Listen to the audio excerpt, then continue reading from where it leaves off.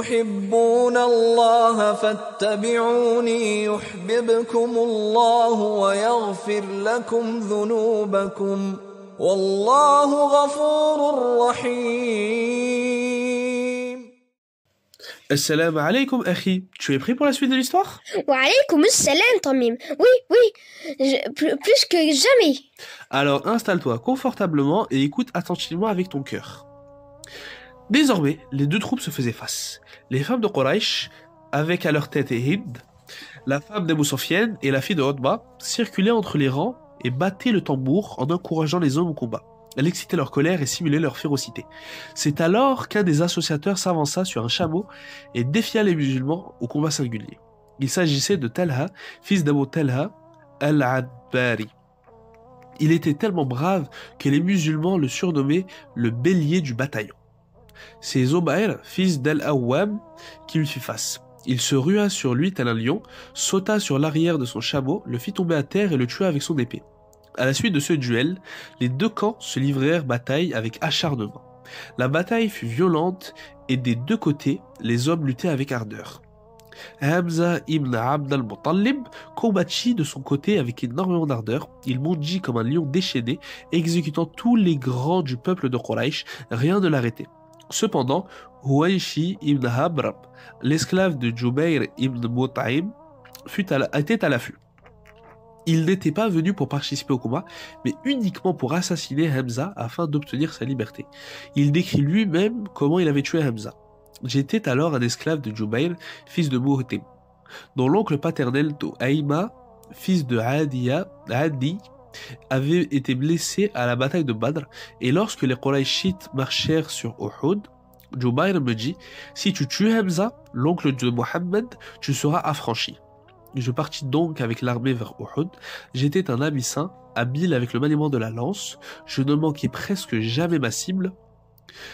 Quand les camps s'affrontèrent, je me mis en quête de Hamza. Je l'aperçus, combattant au milieu des guerriers.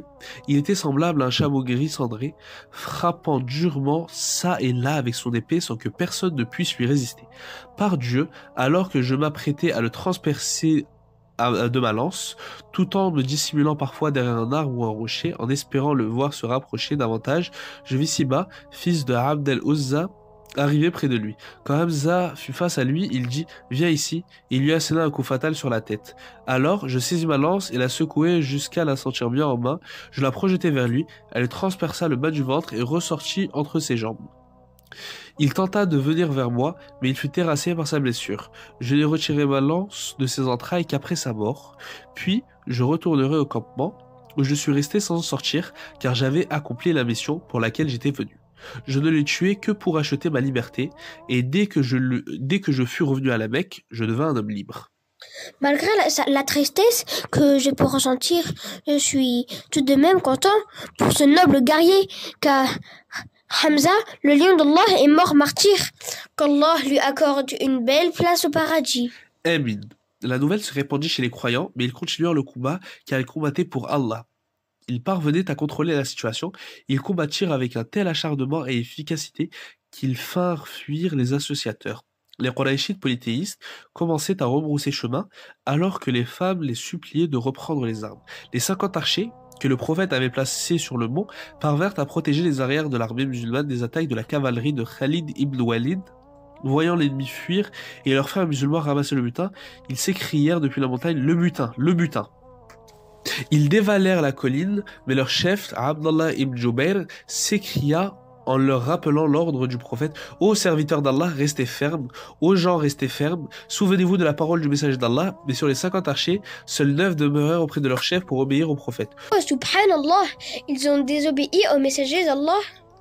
Et oui, par conséquent, la cavalerie menée par Khalid ibn Walid s'empressa d'attaquer les arrières des musulmans afin d'encercler ces derniers.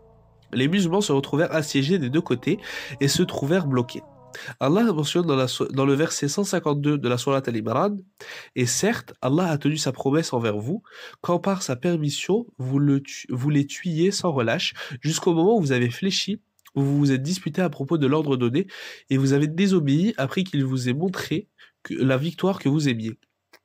Il en était parmi vous qui désiraient la vie d'ici-bas, et il en était parmi vous qui désiraient l'au-delà. Puis, il vous a fait reculer devant eux, afin de vous éprouver, et certes, il vous a pardonné, et Allah est détenteur de la grâce envers les croyants.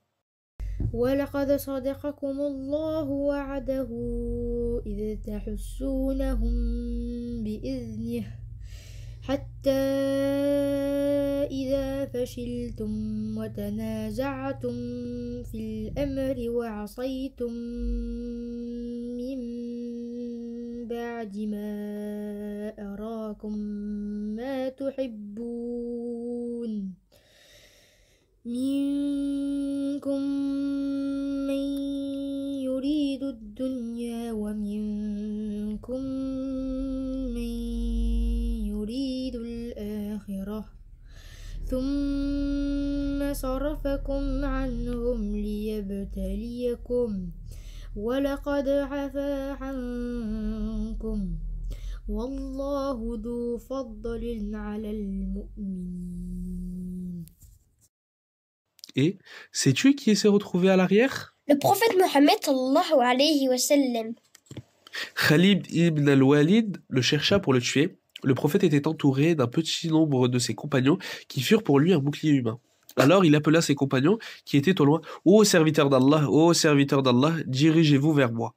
Les idolâtres étendirent sa voix, et ils surent donc où il se trouvait.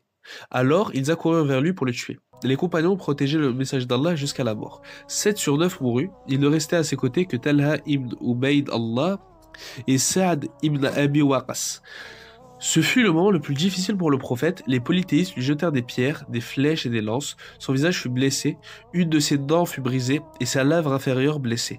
Le prophète fut également blessé à l'épaule et à la joue. Son visage était ensanglanté. Mais les deux compagnons firent preuve d'un héroïsme exceptionnel. Ils combattirent avec courage sans pareil et purent à eux deux tenir en échec les polythéistes. Faisant partie des meilleurs archers arabes, ils luttèrent ensemble jusqu'à éloigner le groupe d'idolâtres du messager d'Allah. Puis, dès que les musulmans ayant entendu l'appel du message d'Allah arrivèrent, ils formèrent autour du prophète un cercle le protégeant de leur corps et de leurs armes. Parmi ses compagnons héroïques, Mus'ab ibn Umayr, alors qu'il tenait l'étendard, sa main droite fut coupée d'un coup d'épée. Cela n'était pas suffisant pour arrêter notre héros, qui ramassa l'étendard de sa main gauche et le releva. Mais très vite, il reçut un second coup d'épée qui lui coupa la main gauche. Il tenta alors de maintenir l'étendard entre ses bras, mais très vite, il reçut un coup de lance qui le transperça. Mus'ab, l'ambassadeur de l'islam, venait de tomber en martyr sur les terres d'Uhud. Les rangs de polythéistes étaient mélangés aux musulmans. C'est dans cette grande confusion et dans ce désordre qu'une rumeur se propagea, à savoir la mort du prophète Mohammed sallallahu alayhi wa sallam. Le prophète profita de ce désordre qu'une rumeur se propageait sur la mort du prophète pour se faufiler jusqu'à la montagne d'Uhud, accompagné de sa garde. Les polythéistes battirent en retraite et se préparèrent à repartir vers la Mecque. Quant aux musulmans, ils rejoignirent le prophète Mohammed, mais avant de s'en aller, Abu Sufyan se rendit en haut de la montagne et s'écria « Mohammed est-il parmi vous ?» Il ne reçut aucune réponse de la part des musulmans, puis il demanda « Le fils d'Abu Quhafa, c'est-à-dire Abu Bakr, est-il parmi vous ?» Les croyants ne répondirent pas non plus. Il demanda alors « Omar, fils d'Al-Khattab, est-il parmi vous ?» Mais il n'obtint aucune réponse. Ce silence avait été ordonné aux musulmans par le prophète. Il n'y eut pas d'autre question de la part d'Abu Sufyan, notamment parce qu'il savait fort bien que l'établissement de l'islam reposait très largement sur ces trois hommes. Abu Sufyan dit ensuite « Ceux-là sont morts ». Omar ne put alors se contenir et s'écria « Ô ennemi de Dieu, je te dis que ceux que tu as mentionnés sont encore vivants. Dieu a préservé l'existence de la source de ton affliction. » Abu Sufyan dit alors « Les cadavres de certains d'entre vos morts ont été mutilés. Sachez que je n'ai pas ordonné de tels actes, mais cela ne m'a pas déplu. » Puis il cria « Hubal est la plus grande. » Le prophète sallallahu alayhi wa sallam dit à ce moment aux autres musulmans « Pourquoi ne répondez-vous pas ? Que devons-nous dire ?» demanda-t-il. Il dit « Dites, Dieu est plus haut et plus majestueux. » Abu Sufyan renchérit sur ces dernières paroles et dit « Nous avons Al-Uzza, mais vous n'avez aucune Uzza. » « Pourquoi ne répondez-vous pas ?» dit le prophète. « Que devons-nous répondre ?» demanda de nouveau les musulmans. Il dit « Dites, Dieu est notre protecteur, mais vous n'avez aucun protecteur. » Abu Sufyan répliqua « Nous avons combattu avec zèle aujourd'hui, ce fut une vengeance du jour de Badr. La guerre réserve des sorts très divers. » La réponse de Omar fut non, les deux issues ne sont pas semblables, car nos morts sont au paradis tandis que les vôtres sont en enfer. Finalement, Abu Sufyan dit « Viens ici, Omar. » Le messager de Dieu demanda alors à Omar d'aller voir ce qu'il voulait. Ce que Omar fit, Abu Sufyan lui demanda « Je t'implore au nom de Dieu de me dire la vérité, avez-vous tué Mohammed ?» Omar répondit par Dieu « Non ». Il écoute en ce moment tes paroles, il dit « Pour moi, tu es plus véridique et plus bon que le fils de Rabia, celui qui a propagé la rumeur. » Quel jour difficile pour le musulman. Combien sont morts? 70 musulmans étaient morts en martyr ce jour-là. Lorsque le prophète découvrit le cadavre de Hamza mutilé, il pleura et dit « Je n'ai été en ce jour jamais atteint par une telle catastrophe. » Les compagnons furent attristés, mais le prophète leur apprit qu'ils seront ressuscités le jour de la résurrection avec lui pour témoin.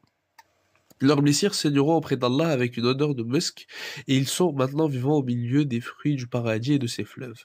Les compagnons furent rassurés. Ils restèrent durant 3 jours à Uhud, le temps d'enterrer les martyrs et de rassembler leurs affaires. Après cela, ils regagnèrent tous Médine.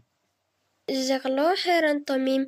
Tu sais, Akhi, j'ai compris à travers l'histoire de la bataille d'Uhud l'importance d'obéir à Allah et à son messager. Masha'Allah Ismaël, merci Akhi. Mais il est également très important d'obéir à nos parents, car ce sont eux qui t'éduquent et te transmettent les belles valeurs de l'islam. Ainsi, sois bien attentif à leurs ordres, comme Abdallah ibn Jubayr l'a été avec ceux du prophète Mohammed sallallahu alayhi wa sallam. Allez, Akhi, va vite te préparer. Un de mes amis nous attend pour qu'on aille à la mosquée ensemble. Hayya bina!